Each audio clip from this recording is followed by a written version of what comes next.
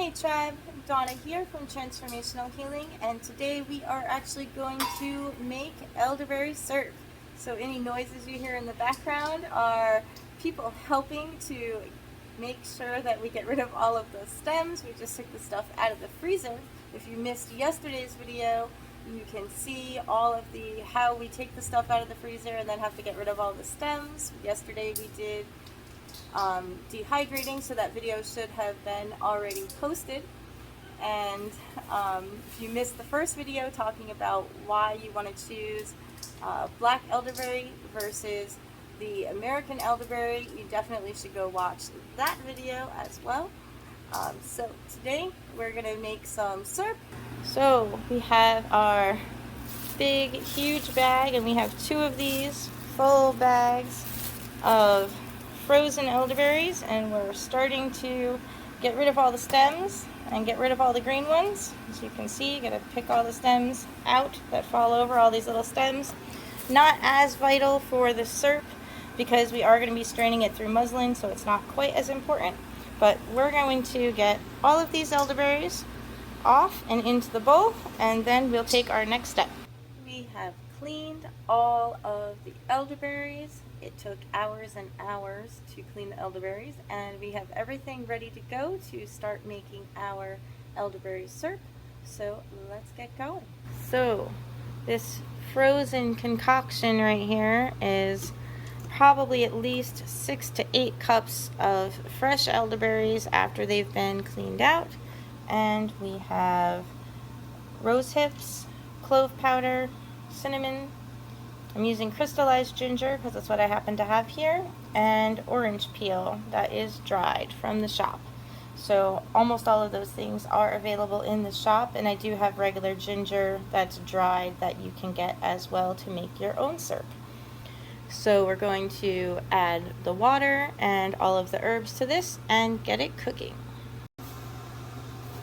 Just put all the stuff in after I got all of the elderberries melted in the water. So I'm just going to get all that stirred in, and then we're going to bring it up to a simmer, well, up to a boil, and then let it simmer covered for at least 20 to 30 minutes, and then we'll be back.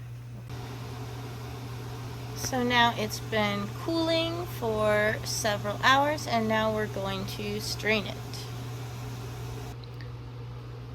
It's still a little bit hot to the touch, so we're going to use a colander that's lined with cheesecloth with another pan underneath, and do it this way instead of the smaller way that I typically do it at home. So we'll get started, and I'll show you what happens after I pour it in. You can see how large the cinnamon sticks are, and some of the different ginger and pieces that we put in there. Everything looks beautiful. So we're going to let it drain, and then we're going to squeeze out the cheesecloth as much as possible.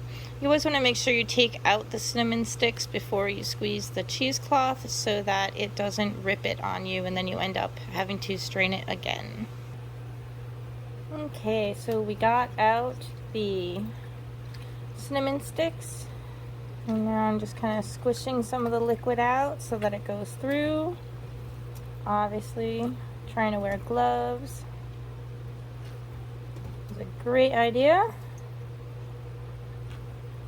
Food safety first.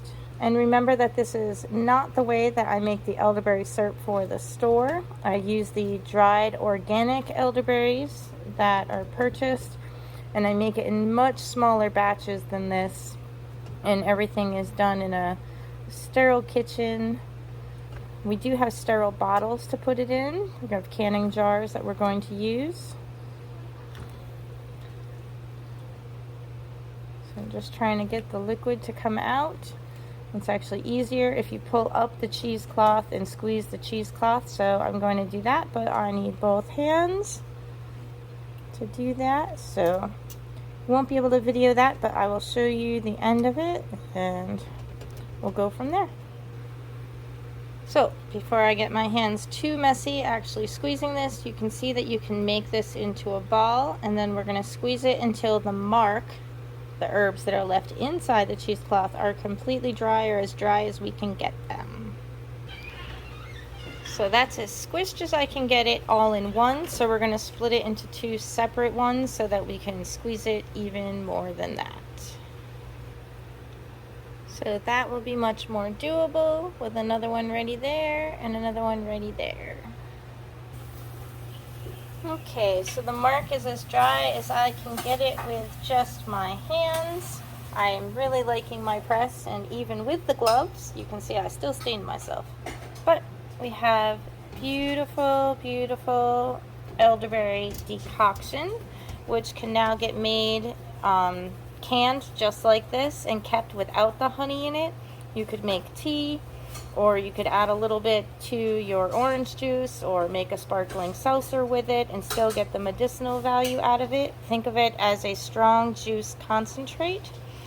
But we're going to take the exact volume of this and mix it with that much honey, half and half with honey, and then bottle it up for some of the bottles and then can it just like it is for the rest. Okay, so we got 20 ounces in here, and we're gonna pour in 20 ounces of honey and then just bring it to a boil and let it cool. And I know that a lot of people use raw honey and then they do not want to bring this to a boil.